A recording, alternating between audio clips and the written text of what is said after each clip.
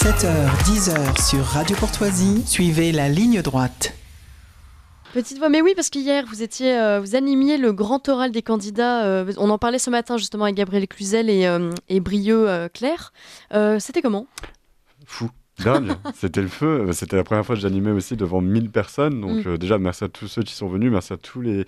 je pense qu'il y a des auditeurs de Courtoisie qui ont participé à cet événement. On était en direct sur toutes nos plateformes. Donc c'est vraiment dingue. Et je trouve que ce qui est beau, c'est qu'en fait, on a su réunir un petit peu cette famille de la droite française qui a su se respecter, s'entendre. Oui. Et ce qui est intéressant aussi, c'est les coulisses. En fait, c'est de voir que, par exemple, François-Xavier Bellamy est resté juste au bout, dans un respect total avec Marion Maréchal. Ils ont échangé en off sur la gestion de la GPA à la fin de l'événement. Ils ont fait une photo aussi, ils ont accepté tous les trois d'échanger entre eux, de se voir, de se croiser. Donc vraiment, je crois que c'était important et nécessaire de pouvoir faire ce grand raout un petit peu dans une ambiance bon enfant. Très bien, mais écoutez, en tout cas, on invite nos auditeurs effectivement à regarder, à réécouter ce grand oral sur la chaîne YouTube de Boulevard Toujours Voltaire. Disponible. Mais on va parler d'autre chose ce matin. Oui, rien à voir. Rien à voir. Violence envers les animaux, un pas de plus vers la décivilisation. Oui, chère Maud, chers auditeurs de Radio Courtoisie. Alors, la semaine dernière, souvenez-vous, Maud, je vous ai parlé d'un livre, celui de Cédric Sapin-Defour, intitulé « Son odeur après la pluie ». Un livre où l'auteur compte la magnifique relation de 13 ans, mais 13 ans seulement, qu'il a eue avec son chien. Une relation si belle, d'un amour passionnel et qui n'attend rien en retour. Rappelez-vous, l'auteur posait cette phrase sublime. Au fond, c'est peut-être ça, le vrai amour, c'est de ne jamais savoir si l'autre vous aime autant que vous. Vous m'aviez tiré les larmes à la radio, ça n'arrive pas tous les jours, mais vous, il y a des actualités plus récentes qui vous ont mis presque les nerfs à vif. Racontez-nous. Oui, je vais vous parler de 2 vidéos qui ont choqué des milliers d'internautes après leur diffusion sur X, Twitter, ces derniers jours par le média écologiste d'Hugo Clément, Vachita. Et d'ailleurs, petite parenthèse, moi je vais vous faire un petit coming out ce matin. Je lis Vachita, je lis Hugo Clément, j'aime bien Hugo Clément. Je le sais, il vient de la gauche, il fréquente les milieux bobos parisiens gauchos, mais je parle là à l'intelligence de vos éditeurs et de nous tous, journalistes d'opinion, rattachés de près ou de loin au camp national. D'abord, ne tombons pas dans le travers de la gauche qui veut tout interdire, être sectaire, ne discuter avec personne et surtout se disputer avec tout le monde. Je veux dire, sur un autre sujet, moi je suis même pas contre qu'on interdise, je refuse qu'on interdise les manifestations des députés d'ultra-gauche, Mathilde Panot, Jean-Luc Mélenchon ou encore la porte-parole du Hamas en France, Rima Hassan, à condition que chacun ait droit de citer et son mot à dire. Et si j'étais contre la liberté d'expression, je ne serais pas chez Boulevard Voltaire. Ensuite, parce que d'abord, ce garçon, Hulot Clément, il m'est sympathique. Il dégage quelque chose de positif et de joyeux. Et je crois que son amour pour les animaux n'y est pas pour rien. D'ailleurs, j'aimerais beaucoup le rencontrer et débattre, échanger avec lui, si on était d'accord, s'il nous écoute. Je suis sûr qu'il écoute Radio Courtoisie tous les matins. Bien sûr. Mais aussi et surtout parce qu'il a, lui, le courage de braver les interdits de son camp pour parler à tout le monde. Souvenez-vous au débat de valeurs actuelles. Et il croit, à juste titre, que l'écologie, ça touche tout le monde. Il n'est pas sectaire, alors ne le soyons pas. Bon, on espère que les médias de gauche nous inviteront demain pour parler d'islamisation, par exemple. Bien sûr. Alors, revenons à nos moutons, c'est le cas de le dire. Je vous parlais de 2 vidéos. Alors l'une, elle montre des chatons, on l'a évoqué rapidement la semaine dernière, qui ont été jetés depuis un pont par un adolescent de 16 ans, début avril, en Aveyron.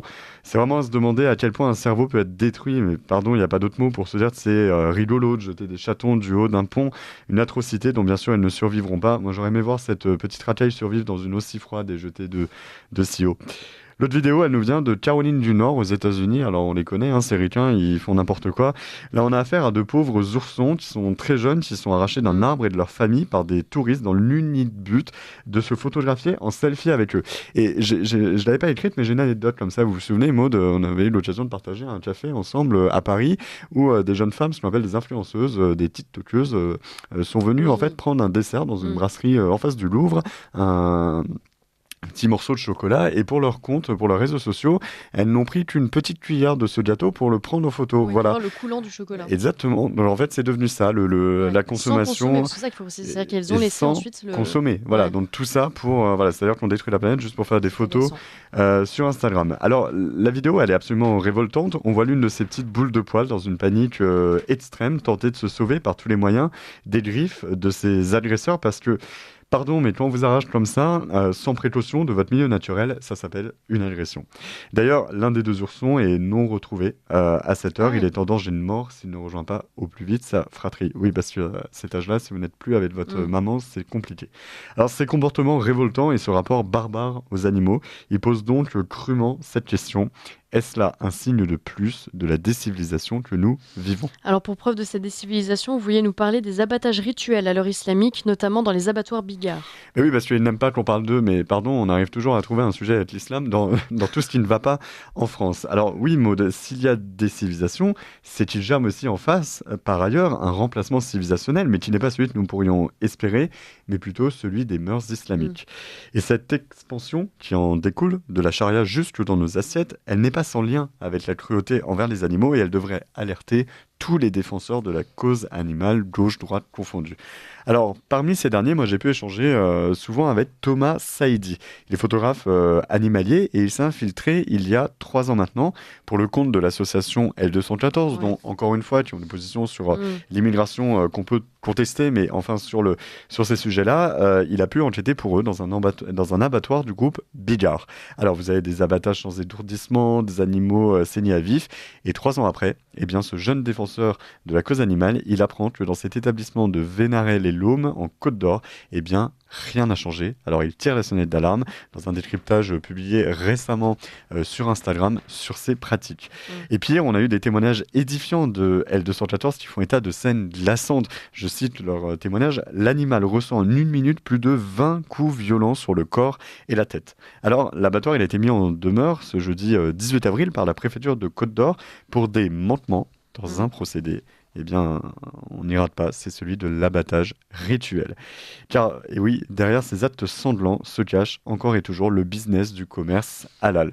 Il faut savoir, et ça vos auditeurs ne le savent peut-être pas forcément, qu'il y a plus de 10 millions de consommateurs réguliers de viande halal en France, et un chiffre d'affaires d'environ 7 milliards d'euros en France pour ce même secteur.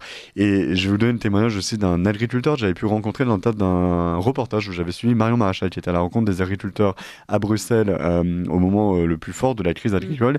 Et il nous disait, on a un vrai sujet en France, c'est que 80% de la viande dans les abattages est halal. C'est-à-dire qu'en fait, une chance sur 2 que vos éditeurs, que nous, ici, quand nous consommons de la viande, si nous en consommons, elle soit halal. C'est-à-dire sans que vous l'ayez décidé et sans le savoir. Et donc, quand on voit cette poussée aussi de nombre de pratiquants de l'islam en France et de l'islamisme, eh ben, nos bêtes, on peut le craindre, n'ont pas fini de souffrir. Mais est-ce que le cadre législatif n'est pas trop faible ? Alors, il y a un vrai sujet, si ces vidéos et pratiques, elles émeuvent à juste titre les Français, de plus en plus attachés au bien-être animal et à celui de leurs propres bêtes, il reste pour autant des trous dans la raquette judiciaire pour limiter ces actions cruelles. Je rappelle un chiffre, en octobre 2022, les chiffres du ministère de l'Intérieur en la matière faisaient état d'une augmentation de 30% entre 2016 et 2021 des atteintes envers les animaux domestiques. Je ne l'ai pas encore fait, je vais m'y intéresser, mais il serait intéressant de mettre ces chiffres en corrélation avec la hausse des violences, de la délinquance et de l'immigration pour voir s'il y a vraiment un lien, mais on peut tout à fait l'imaginer. Alors, si certaines mesures du plan annoncé par Gérald Darmanin fin 2022 contre la maltraitance animale vont dans le bon sens, on a parlé de création de référents dans les commissariats et brigades de gendarmerie chargés de cette question, d'un partenariat renforcé avec les associations de protection des animaux, eh bien il y a des carences qui persistent dans la loi. C'est pour ça que 70 parlementaires et 34 organisations de protection animale viennent notamment d'alerter sur le retard pris par le Parlement, notamment au Sénat, sur l'interdiction des colliers d'éducation coercitive. Ce sont des colliers électriques à pointe ou étrangleurs, c'est une pratique quand même assez particulière. Et c'est une demande qui est initiée notamment par la Fondation Brigitte Bardot. Souvenez-vous, on en parlait la semaine dernière, on peut être de droite et soutenir la cause animale. Brigitte Bardot est la première à l'avoir fait. Et c'est un sujet qui touche aujourd'hui tous les bords politiques, puisque c'est le député LR des Alpes-Maritimes, Éric Pauget, vous pourriez l'inviter d'ailleurs sur cette question. Il a déposé une proposition de loi en novembre 2023, alors elle n'a pas encore été discutée, pour pallier ces carences. On parle de lutte contre l'achat compulsif d'animaux de compagnie, l'instauration d'un permis de détention et globalement un renforcement du droit. Mais il y aurait beaucoup de choses à faire.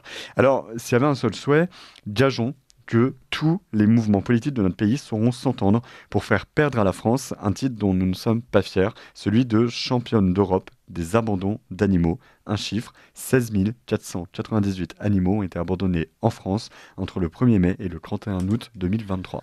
Ah oui, c'est énorme.